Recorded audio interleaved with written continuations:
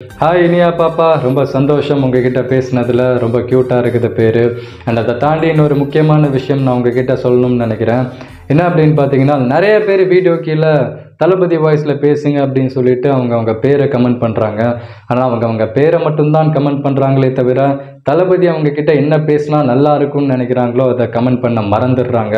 இப்போ உதாரணத்துக்கு நிறைய பேர் அவங்களோட பேரை கமெண்ட் செக்ஷனில் கமெண்ட் பண்ணுறாங்கல்ல. ஸோ இப்போ எல்லாருக்கும் ஹாய்ன்னு சொல்லி வீடியோ போட்டால் போரிங்காக இருக்கும்ல. இப்போ உதாரணத்துக்கு உங்கள் பேர் ரமேஷ்னு வச்சுக்கோங்களேன்.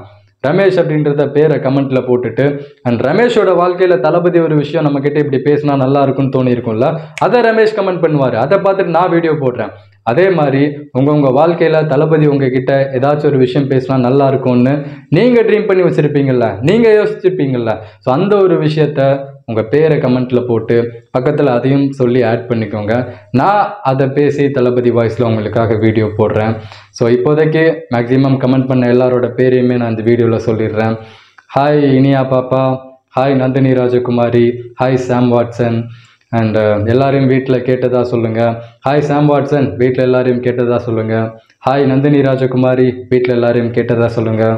ஹாய் இனியா பாப்பா, உங்கள் பேர் ரொம்ப க்யூட்டாக இருக்குது, வீட்டில் எல்லாரையும் கேட்டதா சொல்லுங்கள். தேங்க்யூம்மா.